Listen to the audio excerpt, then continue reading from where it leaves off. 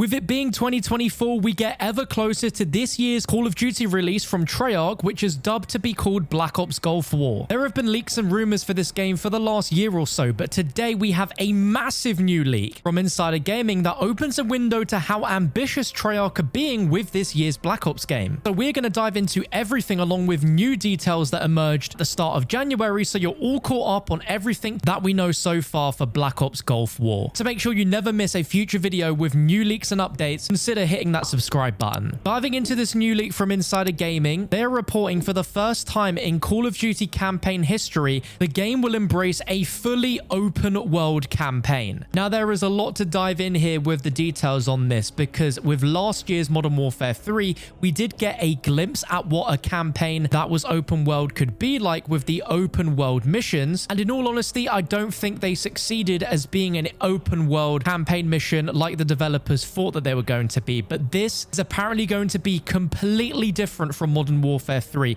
where this campaign has been built from the ground up rather than locations being reused like we saw with Modern Warfare 3, as parts of the Verdansk map were reused for missions, as well as some of the open combat missions being part of the Warzone map. This campaign is reportedly going to contain none of that, all completely brand new. And what makes this leak even more interesting is that the game's open world will currently see you, the player, and your squad navigate this map more akin to that of a Far Cry game than anything that we've seen before in the Call of Duty universe. So this doesn't sound like it will be an open world that will have some linear that you'll have to go down in order to continue on the story. This will be a completely open world where you are free to go in any direction that you want to, like a Far Cry game. And just like Far Cry, you'll apparently be able to utilize vehicles to get around, as well as using a fast travel system to get from one point to the next. Now, at first, this not only sounds too good to be true,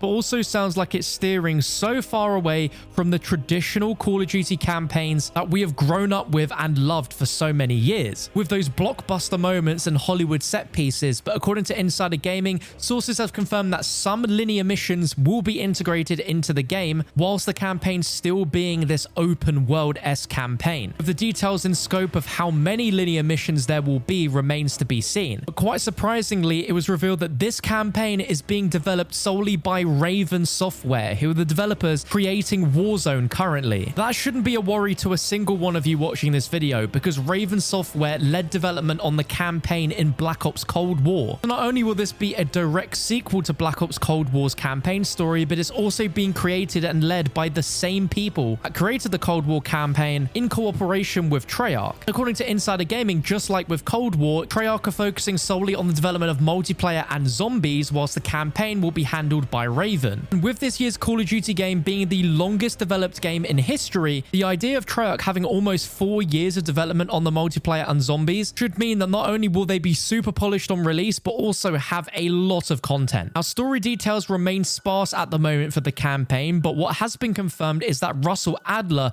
the main antagonist from Black Ops Cold War, is set to play a role in the campaign, possibly on our team if leaks are to be believed. But what this report goes on to state even more is, outside of Black Ops Gulf War, sources have also revealed to Insider Gaming that it's likely that going forward, the Call of Duty series will lean more into open world campaigns over linear ones, with Call of Duty 2025, codenamed Saturn, which currently doesn't have an assigned leading developer, is also pitched to have an open world campaign, with the map being separated into several different locations or biomes. And whilst the pitch for that game is very much in flux, as there's still 20 months until the launch of that game, it's said that the campaign shift from linear to open world is primarily based on streamlining development over anything else. The report closes by saying that Black Ops Gulf War is currently forecasted to release in October of 2024, which will be around a month earlier than what we saw with the release of Modern Warfare 3. So with that release window in mind, we could start to see reveals a little bit sooner than what we got with last year. And if massive reveal events like Call of Duty Next, which happened last year in October, are going to happen again this year for the game, they could happen even earlier. Now, I would love to know your personal thoughts down in the comment section about this open world campaign rumor, because I am really not sure about this one. I have always loved the Black Ops campaigns. I think they are some of the best campaigns in all of Call of Duty history, and those have always been linear campaigns which had incredible stories. I don't quite know how that will translate over into a open world campaign. And then with the idea of fast travel systems being involved as well, that really makes you question how big is this going to be, because this sounds really big. Reflecting on the open world missions from the MW3 campaign, they were not very popular, and the replay factor that I think they were going for with them just wasn't there. But what is really fascinating is Treyarch has been planning to do an open world Black Ops campaign since Black Ops 3. Images leaked at the end of 2022 of an early look as to this open world campaign, where there was various hub worlds that would serve as a method for players to explore and progress through the story, where within a certain hub there would have been playable areas, with a Singapore hub as an example, with areas such as a Chinatown, a downtown,